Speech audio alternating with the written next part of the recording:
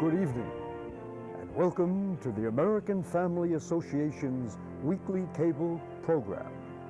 The AFA is a national organization devoted to strengthening the American family, the very foundation of our civilization. Good evening. When the topic of homosexuality arises, it's often dealt with in one of two ways: complete acceptance of relationships that involve homosexual activity, or complete aversion not only towards the homosexual activity, but also towards the homosexual person. Both responses seem to presume that homosexual activity is a given in the life of a person with same-sex attraction.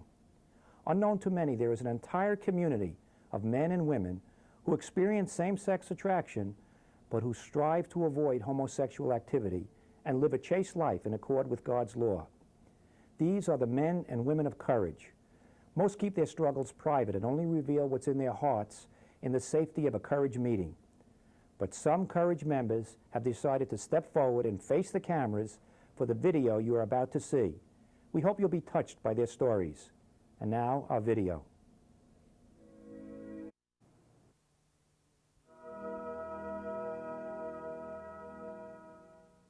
Not being able to deal with this issue had a serious impact on me and my happiness and my ability to just take care of life. Do I feel that homosexuality is immoral? No. I always felt like I was always walking the sidewalks at night looking, and I was. To even admit something like that is very shameful, especially for women. Whatever you want to do, you know, one life to live sort of thing. Once I got caught up into the lifestyle of being gay, what I found out eventually was it wasn't making me happy.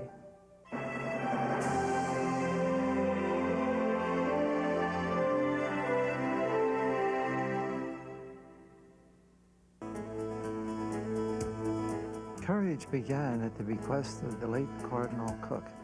It began in this fashion that Cardinal Cook felt that there were many men and women with same-sex attractions who wanted to live by the teaching of the church, but had no guidance, no support. And he asked Father Benedict Greshel. Father Benedict Greshel said that down in Washington, Father Harvey's been giving retreats to priests and brothers for some time now, helping them who struggle with homosexual difficulties. And so I came to New York and met the late Cardinal Cook, and he said, "Will you do me a favor?" Well, questioning what the favor was. I said, yes, every Friday afternoon I'll come up from Washington, and I'll be here for Friday night and have meetings. And that's how it began. Courage has had a wonderful development from 5 people in 1980 all the way up to about 80 places in America where Courage is found, either in a group or by contact people, and also in Canada and in Great Britain, in Northern Ireland, Ireland itself, the Philippines, Poland, New Zealand, and Australia. And now we're going into South America. So it's moving ahead. And we must pray that it continues to move ahead.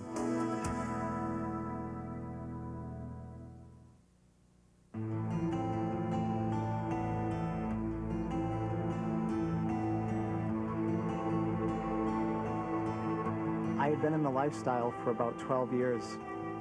I was in a lot of pain. The lifestyle was not helping me deal with the root causes of that pain. And at some point, a professional counselor turned to me and said, "You're gay." And at first, I felt relief, because I was looking for definition. What is going on with me? Why do I feel this way? Why am I attracted to other men? Why am I always in so much pain? And so it was a relief. And he basically laid out, "You're gay, and this is what gay people do." And so I took his advice, and I began experimenting. And I thought, this is it. This is going to solve the mystery of what's happened in my life. This is it. But it didn't. After these experiences continued, there was still a gnawing sense in my heart. There was still that gnawing feeling that something is not right. A woman I had met at work had introduced herself to me, And she turned to me and she said, I sense that from the Lord that you struggle with homosexuality. And immediately I felt complete joy for just a moment. But it was the joy that I was able to connect with another person in a deep way. And I felt a tremendous amount of hope in that moment. Courage introduced me to a new word, and it's called chastity. Up until that point, chastity meant to me, no, no, no, no, no, no, no, sex. That's what it meant to me. It was repression. But in coming into my first Courage meeting and meeting all the guys in that room, I began to learn, first off, that the Catholic Church does care for all of its people, including people who struggle with homosexuality. That was a revelation to me. Chastity, instead of being repression for me, ends up helping me to open up to the possibilities. This is what I felt God telling me. Wait on those sexual impulses and let me help you. I waited. I started living chastely. First physically, and then I started moving more internal, trying to focus more in on the answers that God was bringing to me about my life. Since then, that pain bubble has burst, and there is no more pain. Sex is not a compulsion for me anymore. And I'm able to relate to people in much healthier ways now. And it's very satisfying.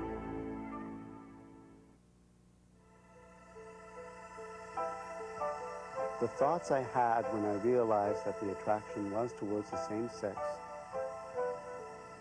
was fear. Fear and self-hatred. Because I thought, oh, if people knew that this is how I was oriented, they would reject me. My journey to courage took a bit of a journey, first of all, to learn about courage. I find it's made a difference because before, I felt alone, I felt isolated. I didn't know if there was anyone else who was a Catholic, who felt this way, who wanted to be faithful to the teaching of the Church. It's given me the foundation to know what the Church teaches, to understand myself, to understand some of the inner workings of the kind of the roots of the homosexual struggle, and how to deal with that as a healthy, mature person. I've come to a place where I've accepted that, okay, this is how I struggle, and that doesn't make me a bad person. But that doesn't mean that acting on those inclinations is right. I am created in the image and likeness of God. That's absolutely true, and that's true for every person. But just because of that doesn't mean that I'm perfect. My desire to be chaste is not born out of self-hatred or out of some misguided understanding of sexuality. My desire for chastity is to be faithful to the teaching of Jesus Christ. Living chastely has helped me come to a better love of myself.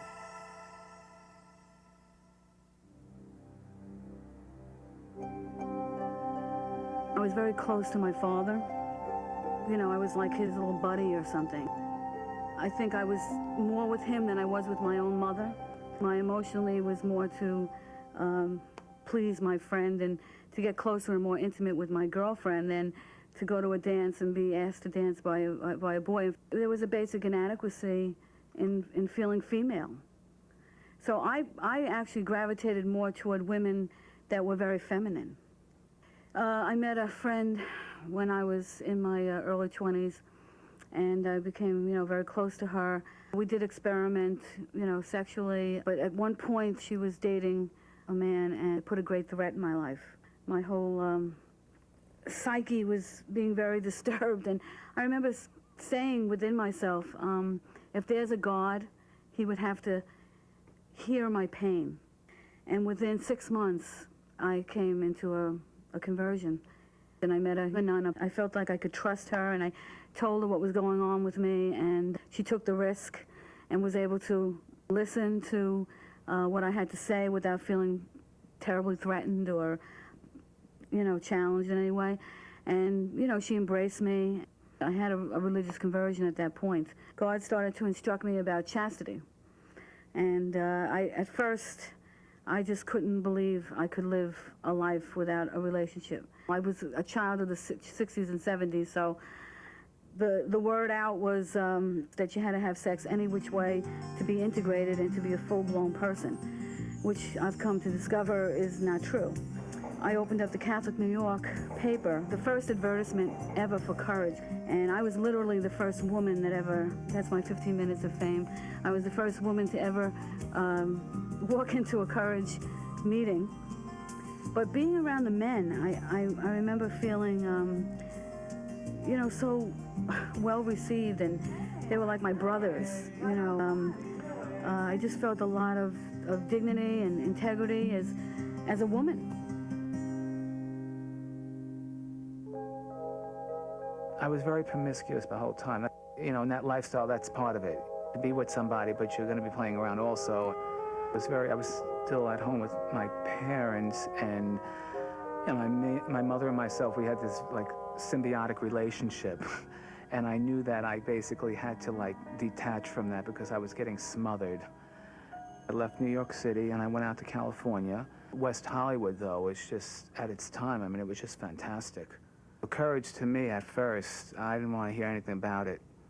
It just was a big contradiction. Over the years, mind you, my sister used to talk about it.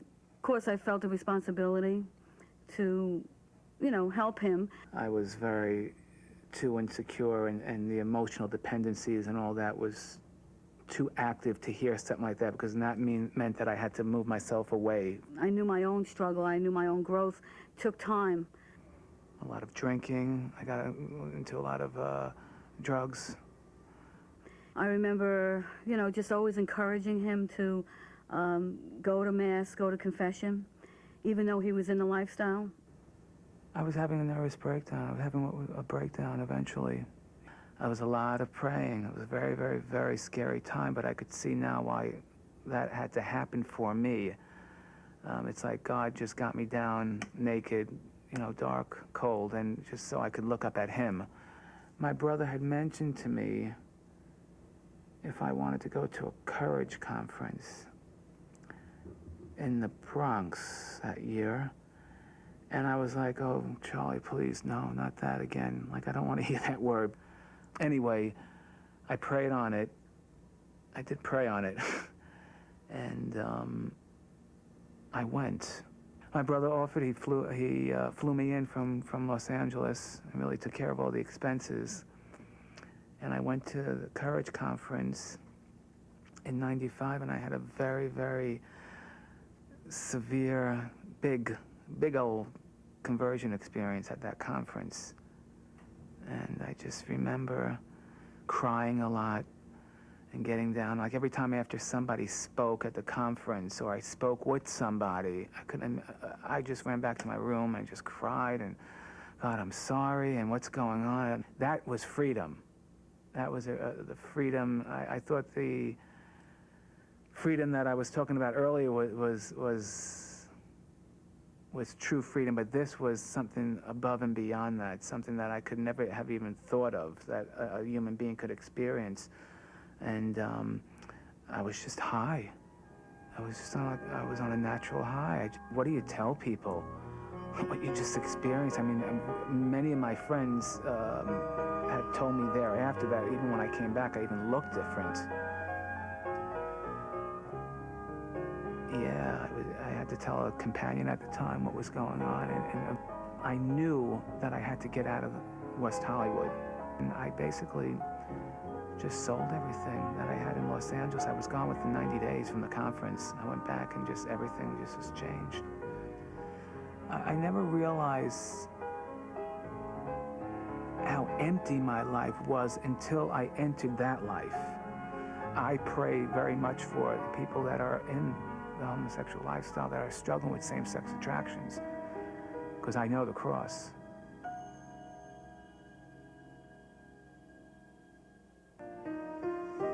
But I was basically a loner. Because I was kind of ashamed of what I looked like. So they decided to initiate me. And they did the same thing to my brother. They hung him upside down in the garage with a pulley, with rope. But he was fully clothed, not I. And having the feeling of being tied up was sort of, do I deserve this treatment? And the answer came to me, yes, I do. It was a form of punishment to me. When I first walked into Courage meeting, I was kicking and screaming because I wasn't sure that I wanted to go. And when I got there, I'm glad I did. I gained a new family through Courage, through the people in Courage, because they accepted me for who I am, what I could do, what I can't do. They journeyed with me this past year through my growth.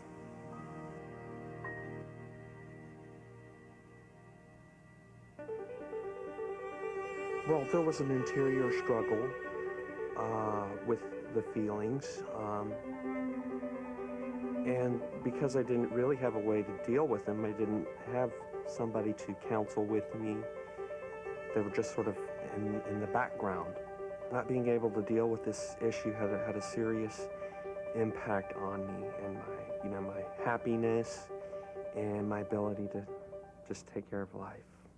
I guess you could say that I went through a nervous breakdown. I guess that's what you might call it. I went through a period when I was so confused about life, and I was so unable to deal with the emotional stress that that there was a period when I was suicidal. I felt a real need to find some Catholic help. And after actually searching with many priests, talking to several priests, and really not finding good help from most of them, I finally did come across one priest who he knew something about the issue, and he knew where to direct me. And he directed me to Courage and to Father Harvey. Once I was sure of God's love for me and his plan for my life, then I was able to deal with these issues. Well, at that time, when I was really in the dark days and the suicidal periods, if I could go back to myself now and speak to me then, I would say to myself that there is hope. And in fact, God spoke to me during those times and told me that there was hope. I was thinking, well, it's probably not right, but it's not the worst. Hopefully God will understand. I'll deal with him later. When I started going to Mass during the week, I started noticing an impact. And it was 2 months after that I started going to Courage. So I believe the sacraments brought me to Courage. When I walked in there, they were very open, and there was so much honesty. And some people mentioned, oh, I had a fall this week. And I remember, I didn't know what a fall was. I said, oh yeah, it's icy outside. Or somebody'd say, I acted out. Oh, you're an actor? So am I. I had no idea. I didn't get the lingo. My perceptions were wrong. That was a group of people that you can feel comfortable with, that you can discuss some of your losses in the battle, if you want to say, and some of the things that you gained in it. Working in Courage has had an enormous impact on me personally because I see the work of the Holy Spirit working through these people who are suffering, who are hurting. And I'm a priest, but I'm also a shrink. And my role is to try to heal. And when I see what can be done, I am so inspired and I am so gratified. People wonder what happens in meetings. I can only give you the one that I run, which is run on a 12-step model. So we open with a prayer, little reading, little reflection, but the members go around without crosstalk, without dialogue, without debate. There's no negotiation. All this person says, this is what I feel. So you said you would be willing to begin tonight. Anything you got to offer? Yeah, I'm having a big difficulty with Images lately. Actually, I was in a department store and With no fear of recrimination or scolding, you don't need a response. You really need to be listened to and really need to believe in God and know there's a group there feeling the same, is supporting you. I teach in seminary, and I try to get guys to commit themselves to work in courage. I said, I don't know anything about psychology. Are you willing to be priestly and to be compassionate? I don't care if you can't spell psychology. Working with courage, I say, you know, I'm really proud of working with these people because it takes a really degree of courage and no slouching when it comes to spirituality and the religious life. Serious and joyful at the same time. The sense of wanting to love God and do God's will, and in so doing, there's this a fight to have one's self-possession in order to serve God and respond to his love and obedient to his commandments. Looking over the whole 20 years I've been working with Courage in New York City, I see very beautiful things happening. People begin to change. Over a period of time, not all at once, I've seen them form good friendships and become involved in the work of the church. And I've seen them be able to lead a chaste life, above all, but really living a life with a spirit of peace and love. Of course, it's affected me as a priest. I become so interested, and I see so many people out there whom we're not reaching. We have so many requests all over for it, and we must continue to work and get other people to help us to get more people involved, to help these individuals. But courage is really for people whose heart seeks to follow Christ. And every priest who loves the church should know that we love the church and we want to be faithful to her. I think that it would be very useful, very helpful for members of the church community to go to their pastors and suggest that courage groups be started in their church. I really want the church to speak out about the truth more boldly.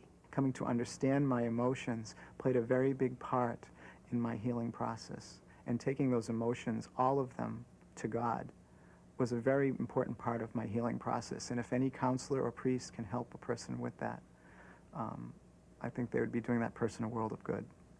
And any priest that would be shy or timid in helping us, Jesus wasn't shy or timid in dealing with the prostitutes or the lepers, and dealing with those who were wounded and broken and yet knew the truth when they heard it. Those of us involved in courage, we're wounded and broken, but we've heard the gospel message and we're trying our best to respond to it.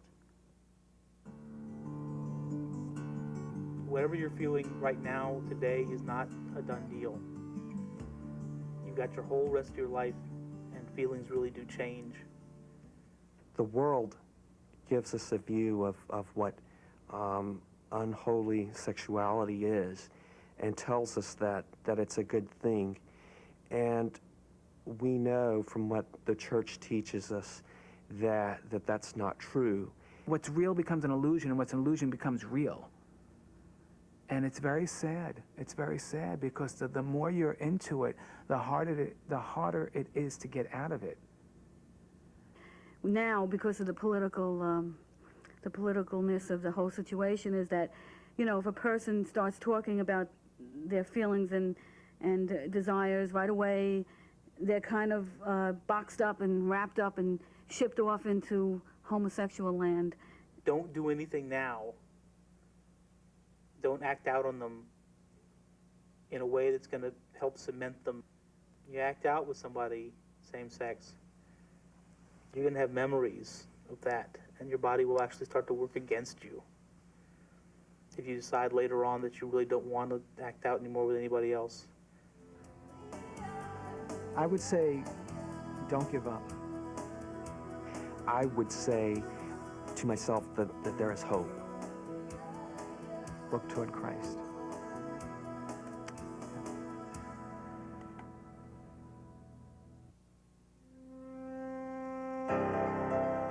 And then one day we asked the 10 people to sit down and write out their goals and objectives, why they were there. They hammered out, literally, 5 goals. First goal of courage is to live chaste lives according to the church's teachings on chastity.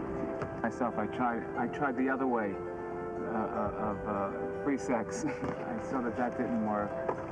The second goal of courage is to dedicate our lives to Christ through prayer, through the sacraments, through spiritual reading, meditation.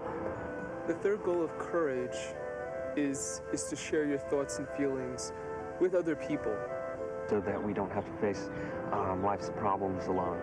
The fourth goal of courage is to be mindful that chaste friendships are necessary to lead this Christian life for good fellowship.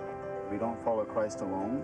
We follow Christ with one another as a community. As you develop these friendships, you have available to yourself a support system. Even Jesus, put together, 12 apostles, knowing that, fellowship is definitely needed. The fifth goal is to live good examples for others, especially people who are experiencing same-sex attraction. Originally I did not want to do video because I didn't want to get exposure. I had spoken a lot about the need for courage to speak out, and I needed to put my words in action. I knew that it was the right thing to do. I had to let go of myself and let God come in and direct things and go against my own will.